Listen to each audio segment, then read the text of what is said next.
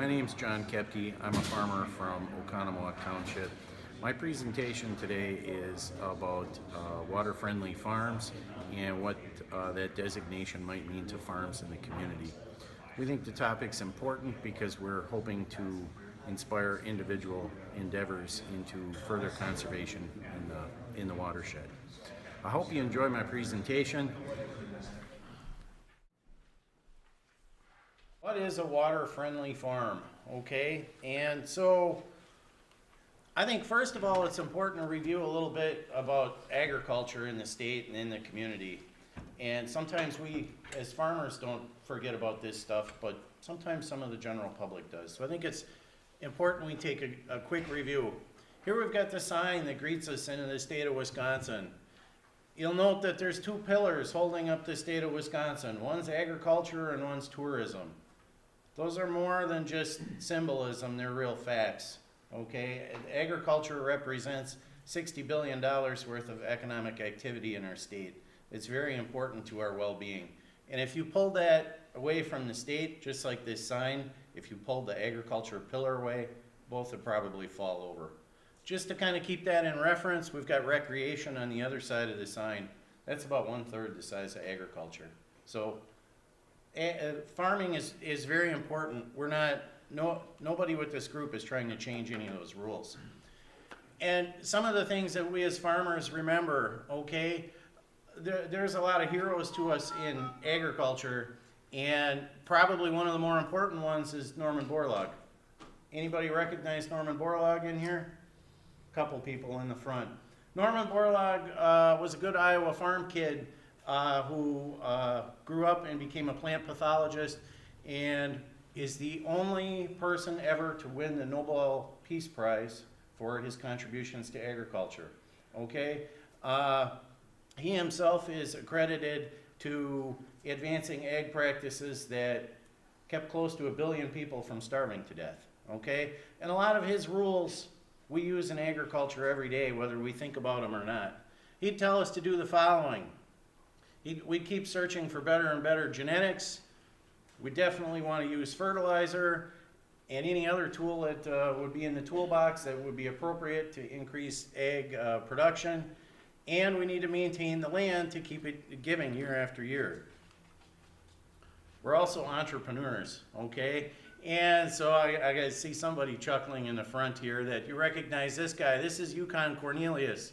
And maybe with a little bit of luck here I can get the video to play. Name's Yukon Cornelius, the greatest prospector in the North.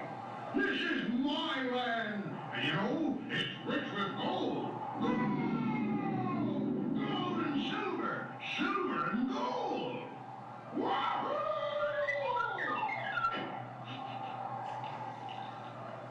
Nothing.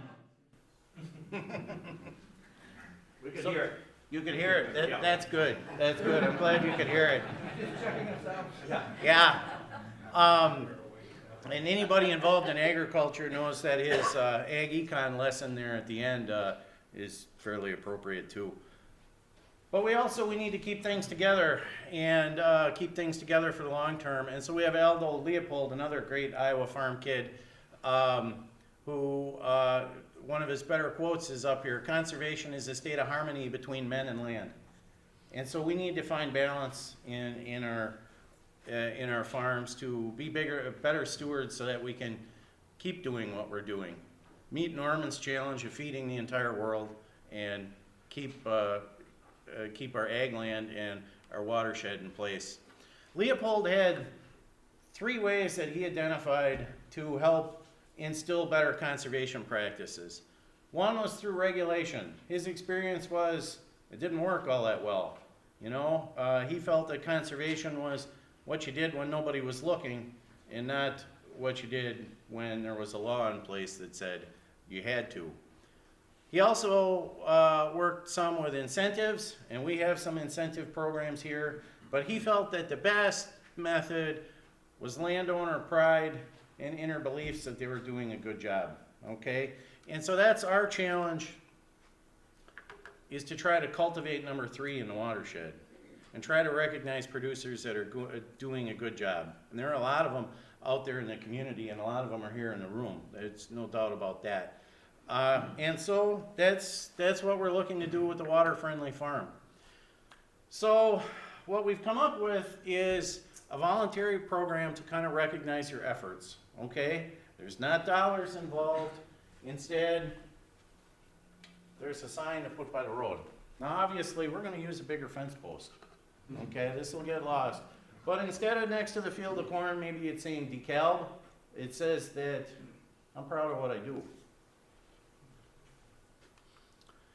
And so what a producer would need to do is we will have a water-friendly farm checklist, and that will need to be returned to us. And then upon review, we'll hopefully tell you where you, ask you where you'd like your sign, okay? We'll go through some of the details, but the review, to talk a little bit about review, we're still working on who actually needs to review this, okay? That's, whether we're farmer certified or certified by a third party, that's yet to be decided. We're, hopefully within the next month, we'll have a good solid answer as to that. But we have a checklist. Some of these are required, okay? The first one's pretty basic. We need to be able to meet T, which is tolerable soil loss. The second one is that livestock access to streams, ponds, and lakes is managed by NRCS standards. They're okay. There should be a handout in your folder there too if you can't read them. No over application of nutrients, and nutrients are applied to UW Rex as per their publication A2809. That sounds really complicated, but what that really means to farmers is if you got a soil test, it means you followed your soil test recommendations, which is pretty straightforward, okay? In the winter, you are to have a manure spreading plan that meets DADCAP's requirements as defined by the 2015 590 standard. Now, I can rest assured that probably nobody in here has a manure spreading plan yet because that's something that's new, okay? But it's something that we're all gonna have to be looking at for if we're gonna continue winter manure spreading. I know that's a plan we're gonna have to do with our farm before fall. Barnyards are also to be properly managed so that there's no direct discharges to ground or surface water. So we need to meet all of those criterion. And then you have to be able to meet 4 of these, which hopefully you can read them better than I can here because it's pretty blurry. But we have to, if you're required to have grass waterways, then they need to be there. Cover crops are planted after harvest. No-till farming is one. Crop residues remaining on the field. Basically, you need to have 4 of the 9 here, okay? And if you have 4 of the 9, you are eligible for the sign. This isn't meant to scare anybody away. This is hopefully meant to inspire people and acknowledge people that are doing a great job in the watershed. You know, that's our goal. And we want producers to be proud of what they do and proud to show how they're helping protect the watershed and keep water clean and keep our community good, a good place to be for all of us. Questions on the program? I know we're starting off in Dodge County. Yeah. Have a lot of them been doing this, or is this some of that you came up with, or?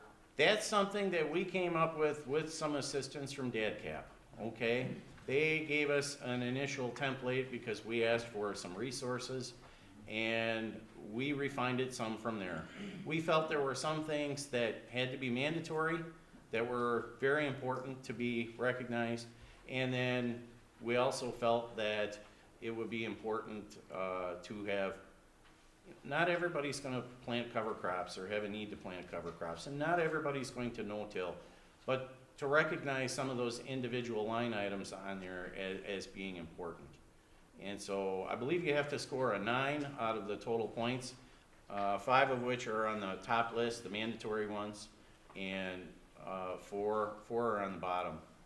You know, and hopefully once this sign is up there, one of our fellow producers in our group, hopefully the sign means something to them, and hopefully they look at that and say, you know, am I doing everything I can, or should I be looking at doing some more? okay? And that's what we hope to inspire is more great efforts. We have a great base to start on, but our hope is to inspire more. There was another hand. Yeah, John? Yeah, part of the reasoning is that the EPA is looking at the Oconomowoc River as impacted now. They changed the goalposts, we were impacted, we weren't several years ago, that's besides the point. And now we have to deal with it.